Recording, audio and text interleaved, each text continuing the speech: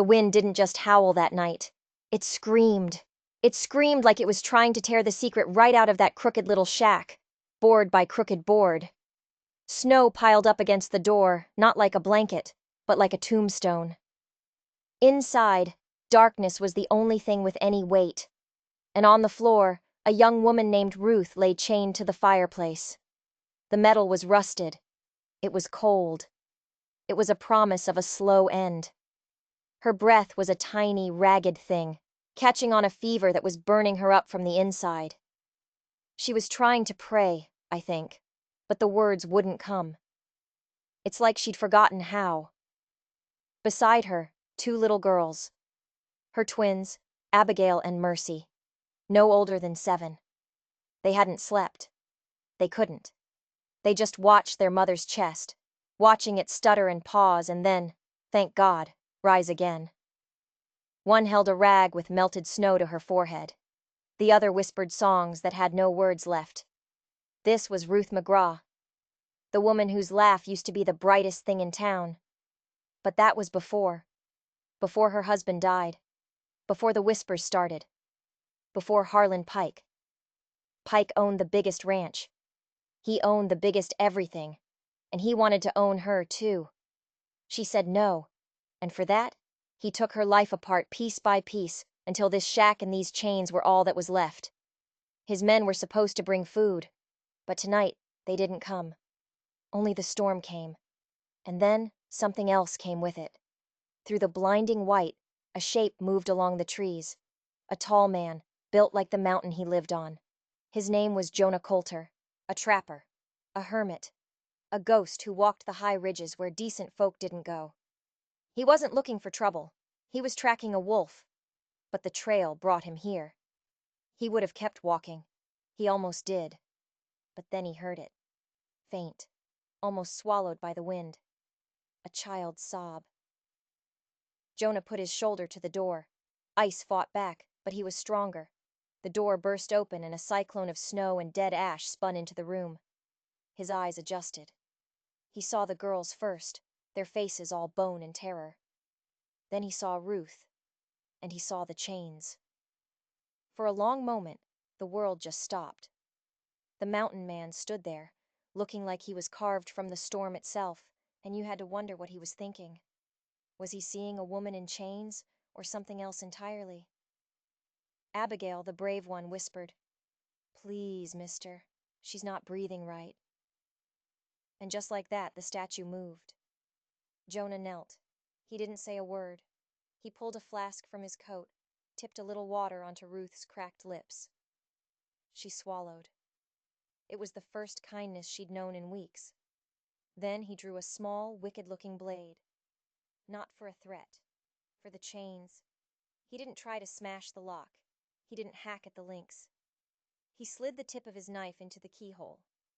There was a twitch of his wrist, a faint click, and then another. It wasn't the work of a simple trapper. It was the work of a man who understood locks from the inside out. The rusted metal fell to the floor with a dead clang. Ruth gasped, but she was too weak to even lift her newly freed arms. Jonah shrugged off his own heavy coat, smelling of pine and winter, and wrapped it around her. His hands were calloused and scarred, but his touch was impossibly gentle. He rebuilt the fire, coaxing a flame from the embers. As warmth finally began to push back the cold, the twins just stared. Mercy reached out and touched his sleeve, as if to make sure he was real. He didn't vanish. He sat with them, a silent guardian against the night. His eyes never left the doorway, daring the storm or anyone else to try and get in. But what those little girls didn't see, what no one could have known, was the look in Jonah's eyes when he first saw those chains. It wasn't pity. It wasn't even anger. It was recognition. He knew that lock. He knew the man who forged it, and he knew this was no random act of cruelty. This was a message, and it was a message he had been waiting a very long time to answer. When the sun finally cracked through the frost on the window, Jonah lifted Ruth like she weighed nothing. He carved a path through the snow, the twins scrambling to keep up behind him. He was taking her back to town. But he wasn't taking her to safety. He was walking them all right back into the wolf's den. The walk into town was a parade of whispers. Every window had a face, every doorway a shadow. They saw Ruth, pale and broken in the mountain man's arms. They saw the hermit, Jonah Coulter, walking like he owned the street. "That's her," they muttered. "Pike's problem? Look what she's brought back with her." The words were stones. Ruth felt every one. She wanted to disappear into the heavy coat, to just fade away. But Jonah didn't even look at them. His eyes were fixed on one place, the inn. Martha Lou Jenkins, the innkeeper, met them at the door. She was a hard woman with a tongue like a whip. "Lord have mercy, Jonah Coulter," she snapped. "What trouble are you dragging in now?" But she saw the twins, hiding behind his legs, and the hardness in her face cracked. Just a little. "Get them inside," she grumbled. "But the sheriff won't like this. You know who she belongs to." She was right. An hour later, Sheriff Amos Tully showed up. He was a man who wore his badge like a burden. He wasn't a bad man, not really. Just a weak one. And in this town, weakness was a currency Harland Pike spent freely. "Jonah," the sheriff sighed, not looking at Ruth. "She was put out for a reason. You can't just bring her back. Pike won't stand for it." Jonah's reply was the same thing he offered the world: silence. He just stared at the sheriff. A long, flat, mountain lion stare that said more than any threat could. The sheriff wilted. "Fine," he finally mumbled. "She can stay. For now. If you vouch for her. But you're on your own. The town won't help you." It was a victory, but it felt like another chain being locked into place. Ruth sat by the fire, the shame burning hotter than her fever. She had traded a shack for a room, but the prison was the whole town. Her daughters huddled close, and she heard their giggles for the first time in what felt like a lifetime. Jonah was whittling.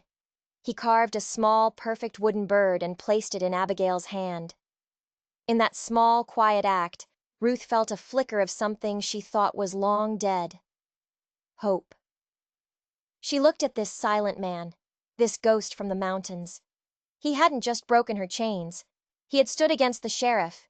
He had faced down the whole town. Why? Why would a stranger risk so much for a woman everyone else had thrown away? She thought he was a savior who had stumbled upon them by chance. She was wrong. That night, as the town slept, Jonah slipped out of the inn. He moved through the back alleys, silent as smoke, until he reached the edge of the woods. He found a tall, dead pine tree and reached into his coat. He pulled out not one, but 3 more of those little wooden birds he'd been carving. He placed each one carefully in a different nook on the tree. They weren't toys for children. They were markers, signals. Because Jonah Coulter hadn't stumbled on that shack by accident. He wasn't just tracking a wolf. He was hunting a monster. And he knew that to hunt Harland Pike, he was going to need a bigger pack. The man in the mountains wasn't a hermit. He was a general gathering his army. The days that followed were a quiet kind of war. When Ruth tried to go to the market, people turned their backs. The store owner shooed her children away from the apples. "Can't have your kind of sickness here," he'd said, his eyes flicking nervously toward the street. The town wasn't just afraid of Pike. They were his accomplices. Every slammed door, every whispered insult, was another stone in the wall of her prison. Ruth would weep at night, quietly, so her girls wouldn't hear. The shame was a physical weight. But every morning, there would be a new gift outside their door. A slab of venison, a bundle of healing herbs, a thick, mended blanket. Jonah never said a word about it. He would just sit by the fire in the evenings, whittling, his presence a silent promise. The twins started to orbit him, drawn to his quiet strength. He'd show them a cat's cradle, or how to tie a trapper's knot. And in those moments, Ruth would see the ice in his eyes thaw just for a second. But this fragile peace was just the calm before the storm. Harlan Pike came back to town. He didn't ride in quiet. He came like a thunderclap, his face a mask of fury. He found Sheriff Amos, and his voice echoed through the whole street. "A chained woman was set loose. My property was stolen," he roared. "Are you the law in this town, or am I?" The sheriff just shrank. The fear in the town doubled. Pike was reminding them who was in charge. A town meeting was called. It wasn't a meeting, it was a trial. And Ruth was already judged. She stood in the middle of the room, her daughters clinging to her dress. Amos cleared his throat. "Ruth, folks feel you bring trouble. They think it's best if you leave." The room was a hive of murmurs. She felt her knees start to buckle. This was it, the end. But then she saw him, Jonah, leaning against the back wall. His face was unreadable, his arms crossed, but his eyes were on her, and they weren't full of pity. They were full of challenge. It was like he was daring her to stand. Something inside her shifted. The woman who had forgotten how to pray found her voice.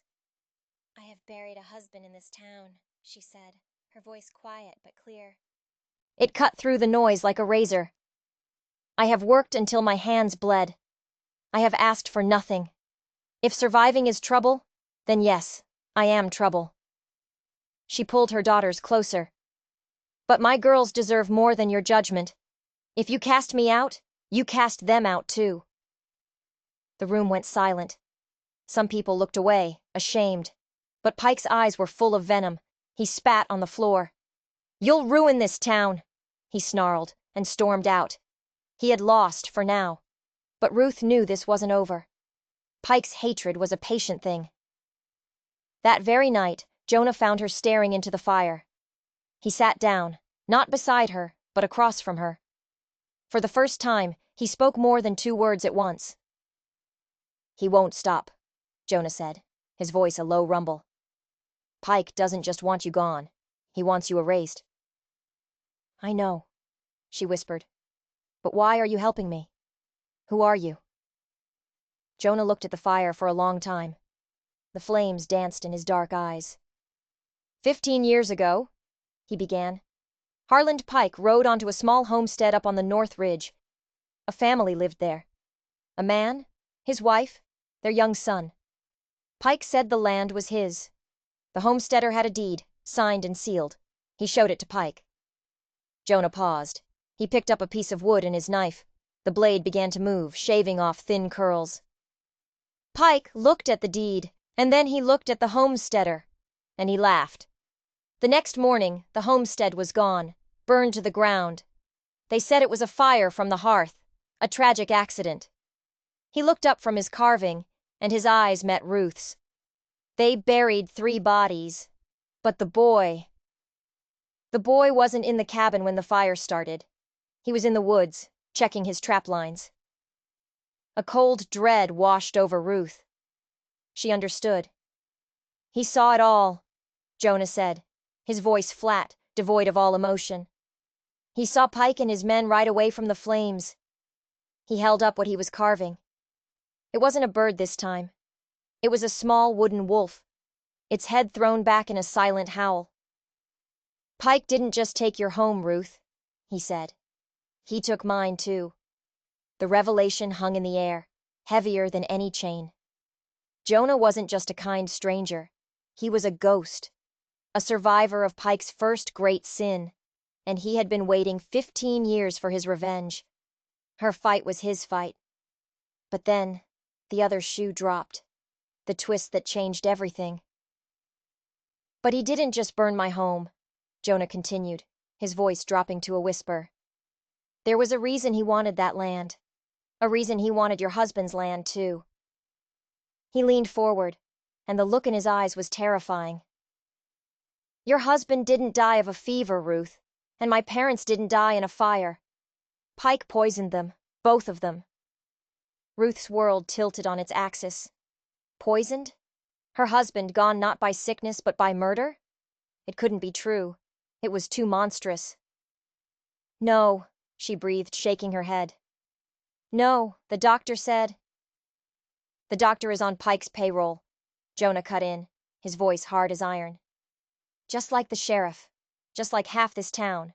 Your husband found something on your land, didn't he? Something valuable. He told you about it. Her mind reeled, grasping for a memory. And then it hit her. A conversation, late one night. Her husband, excited, talking about the water from their well. How it ran clear and clean even in the driest summer. He'd had it tested by a traveling geologist. He said it was special. He said it would be their fortune. A week later, he was dead. She had thought it was just feverish rambling. He knew, Jonah said, seeing the understanding dawn on her face. My father found the same thing on our land. A spring. The water that feeds it runs through a deep silver vein. It's not a fortune, Ruth. It's a king's ransom. Pike has been killing for it, piece by piece, for 15 years. He buries his secrets and buys the town's silence. He stood up and paced the room like a caged wolf. He didn't chain you in that shack to punish you. He put you there to die. Slowly, quietly. Another tragic accident, just like all the others. Every pillar of Ruth's reality had just been shattered. Her grief, her shame, the story she had told herself about her life. It was all a lie, crafted by the man who had destroyed her. The man who had murdered her husband. Anger, pure and white-hot, burned away the fear. It burned away the shame. He has a ledger, Jonah said, stopping in front of her. I know he does. A book where he keeps track of all of it. The bribes, the payments, the true deeds to the land. If we find that book, we don't just expose him. We gut him. We free this entire town. Suddenly, the little wooden birds in the forest made sense. The strange way he picked the lock. His years of silence on the mountain. He hadn't been hiding. He had been planning. He keeps it in his office at the ranch, Jonah stated. The place is a fortress. No one can get in. But I can, Ruth whispered, her mind racing. Before all this, he asked me to come work for him. At the ranch, as a bookkeeper. He wanted me close. He wanted to watch me. A desperate, wild plan began to form, a plan so dangerous it was almost suicide. He'll be in town tomorrow for the big land auction, she said, her voice gaining strength. The ranch will be empty, except for a few guards. They'll never let you pass the gate, Jonah countered. They will if I'm not me, Ruth said, a strange light in her eyes. She looked at Martha Lou's inn, at the dresses and bonnets of the traveling women who stayed there. They're looking for a broken widow, not a lady from out of town looking to make an investment. It was insane, but it was the only way. Jonah stared at her, and for the first time, he saw not a victim, but a fighter. A woman who had been pushed to the very edge and was now ready to push back. A slow, grim smile touched his lips. All right, he said. Let's go steal a monster's soul. The plan was a whisper in the dark. Martha Lou, who had seen Pike's cruelty firsthand for years, finally chose a side. She found Ruth a traveling dress left behind by a guest. Dark green velvet, elegant and unassuming. It transformed her. With her hair pinned up, the hollows of her cheeks looked less like starvation and more like high society cheekbones. Jonah laid out a map of the Pike Ranch, drawn from memory on a piece of scrap leather. 2 guards at the gate. 1 patrols the house. He keeps 2 dogs, mean ones, in the yard. His office is on the ground floor, back of the house. Window looks out over the ravine. Every detail was etched in his mind. He had been studying his enemy for a decade and a half. The dogs know me, he said grimly. They'll tear anyone else apart. Then you handle the dogs, Ruth replied, her voice steady. I'll handle the guards. She took a small bottle from her pocket. Laudanum. A sleeping draft from Martha Lou's medicine chest. I'll tell them I'm here to see Mr. Pike about a business proposal. I'll offer them a drink from my flask to thank them for their trouble. It was a long shot. 100 things could go wrong. The next day, as Pike swaggered through town for his auction, Ruth walked the other way. She hired a buggy, a small, discreet one, and drove it up the long, winding road to the ranch. Her heart hammered against her ribs, but her hands on the reins were steady. She saw the gates, saw the 2 guards, rifles held loosely in their arms. They watched her approach, their eyes narrowed with suspicion. She put on the performance of her life. She was a wealthy widow from the city, she explained, her voice carrying an accent she'd copied from a fancy guest at the inn. She'd heard Mr. Pike was a man of vision and wanted to discuss a partnership before the auction. The guards hesitated. They had their orders. No one gets in when the boss is out. Ruth sighed, a picture of delicate frustration. It's so dreadfully cold, she said, pulling a silver flask from her purse. Perhaps a little something to warm the bones? For your trouble? She saw the greed in their eyes, a flask that fine had to hold brandy of equal quality. They took it. They drank. And a few minutes later, their snores were the only sound at the gate.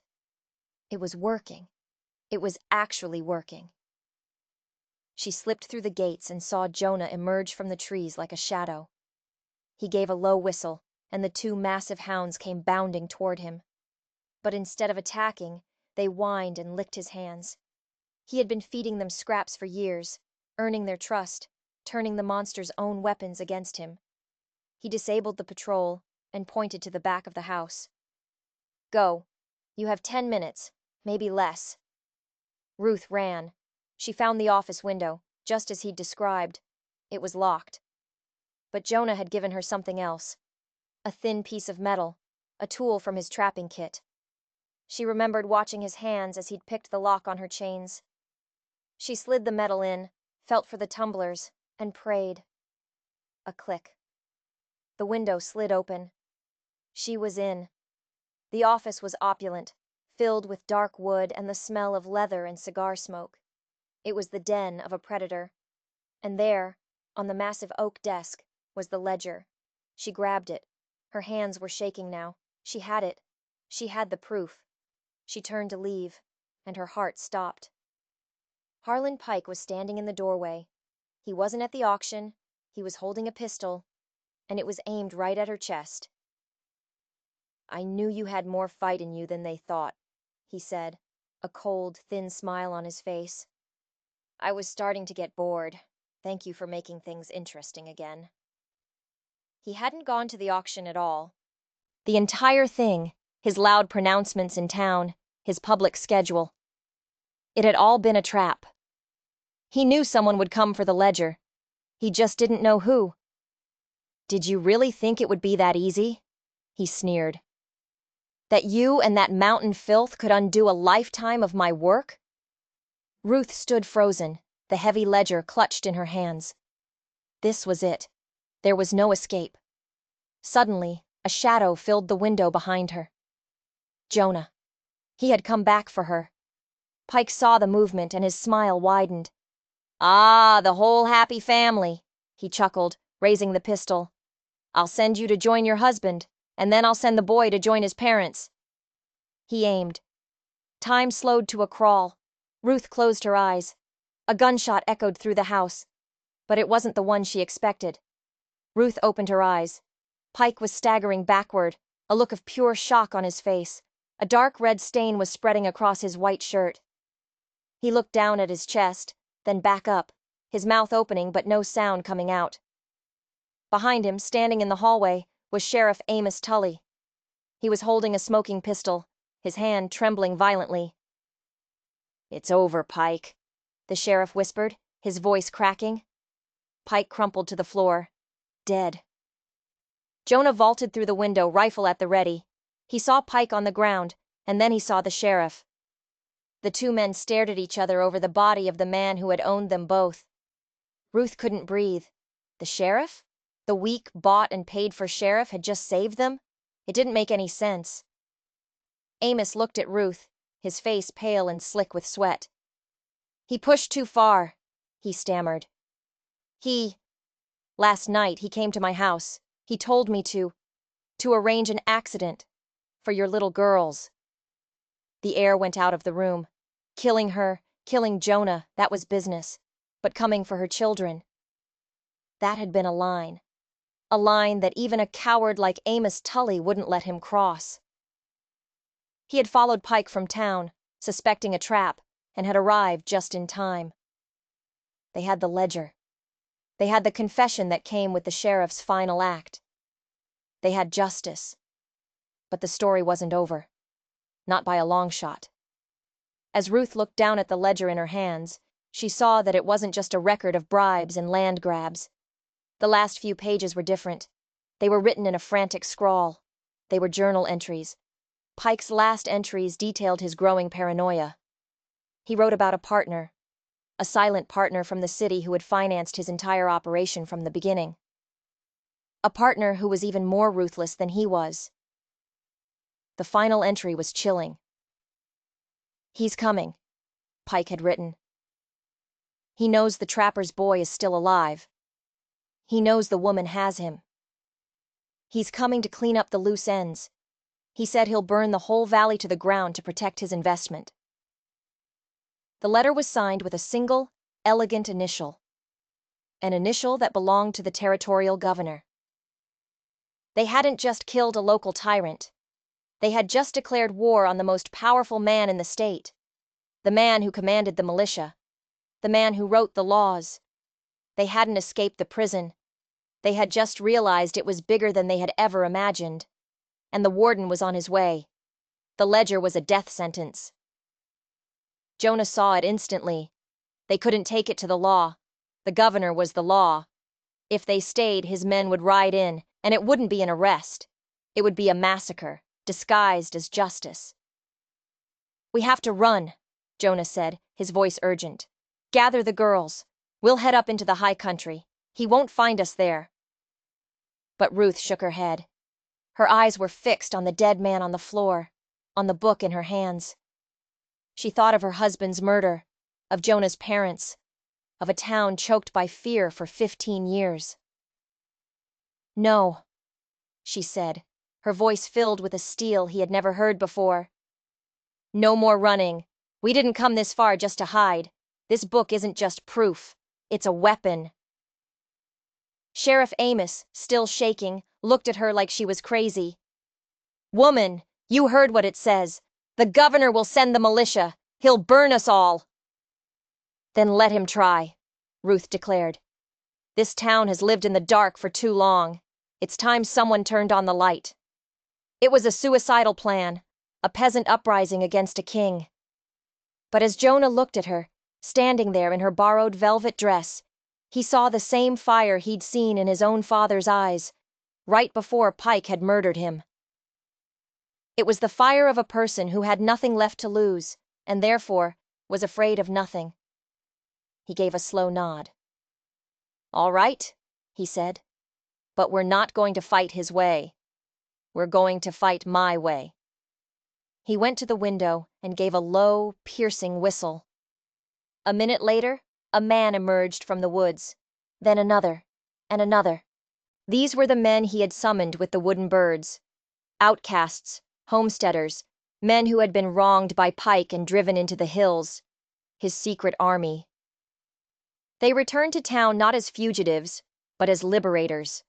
They walked into the saloon where the townsmen were gathered, still waiting for Pike to return from his fake auction.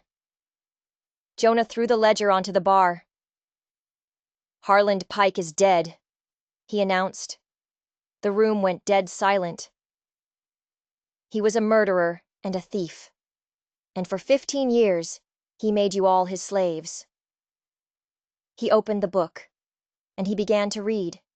He read the names of the men Pike had bribed. He read the details of the lands he had stolen. He read about the poison that had killed good men, listed as nothing more than a business expense. With every word, the men in the room who had been Pike's willing servants began to shrink, while the ones who had been his victims began to stand a little taller. Then Ruth spoke. She told them about the governor. She told them that a new, bigger storm was coming. "You have a choice," she said, her voice ringing with clarity. "You can keep your heads down and pray he leaves you with your chains. Or you can stand with us. You can fight for the homes that are rightfully yours. You can fight for your souls."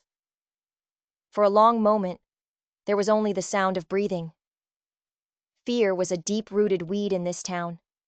Then, one old farmer, a man whose water rights Pike had stolen years ago, stood up. "He took my farm," the old man said, his voice trembling with age and rage. "My Sarah died of a broken heart. I'll fight." Another man stood. "My brother was sent to prison on false charges because he stood up to Pike."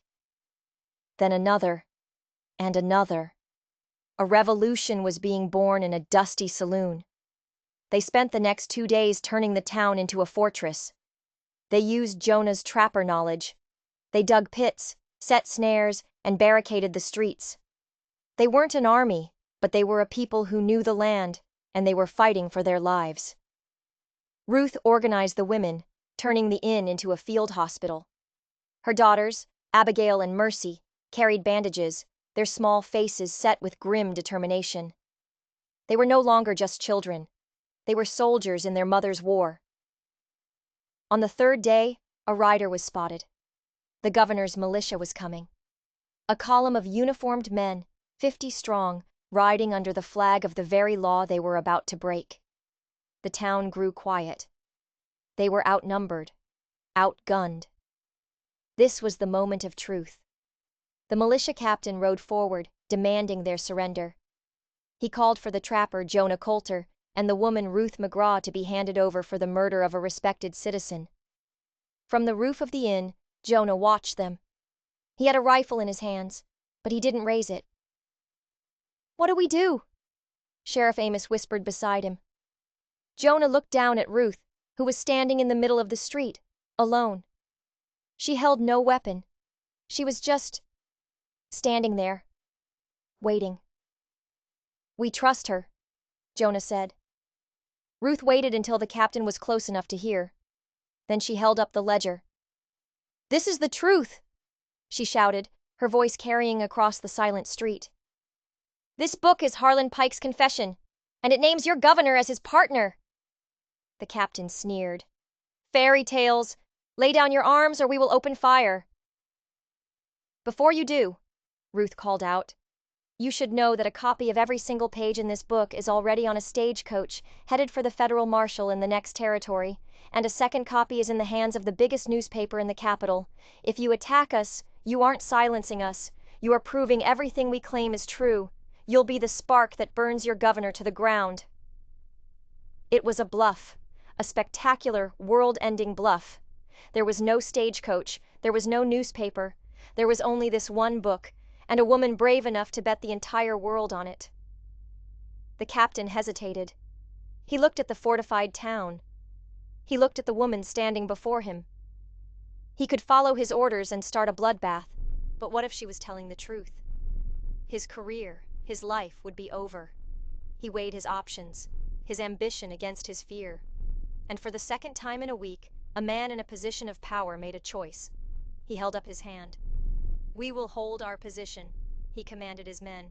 "We will wait for confirmation from the capital." He wouldn't attack. He wouldn't retreat. It was a standoff. But Ruth knew, and Jonah knew, that they had won. The bluff had worked. They had bought themselves time. And time was all they needed for the real story, the one whispered from one town to the next, to travel faster than any militia. The story wasn't just about a woman in chains anymore. It was about a town that fought back. It was about a corrupt governor and a stolen legacy. The legend grew, and with it, the pressure on the capital became unbearable. An investigation was launched. The governor was recalled in disgrace. The land was returned to its rightful owners. The snows melted, and spring came to the valley. It was a spring of new beginnings. The town, free for the first time in a generation, began to heal. Ruth McGraw stood with her daughters, watching them play in the sunlight. They were laughing that bright, clear laugh that she thought had been stolen from them forever. Jonah Coulter stood beside her, the silent mountain man, the ghost who had come down to wage a war. His war was over. He had avenged his family. He was free to go back to his ridges. But he didn't. He stayed. He helped rebuild the town. He taught the children how to read tracks in the woods. He sat by the fire with Ruth in the evenings, the silence between them no longer empty, but full of a shared history, of battles won, and of a future they could now build together. They never needed to say the words. Their love wasn't a story of grand declarations. It was a story of a coat shared in a storm, of wooden birds carved by a fire, of a man who saw a woman in chains and chose not just to free her, but to help her free the world. And the lesson in all this, it's that the world can put you in chains. It can bury you in whispers and shame, but it can't extinguish the fire inside you unless you let it. Sometimes all it takes is one person willing to stand with you in the dark to remind you that you have the strength to fight for the dawn. If you enjoyed this story, and you believe that one person can make a difference, hit that subscribe button. And never ever let anyone tell you that your voice doesn't matter.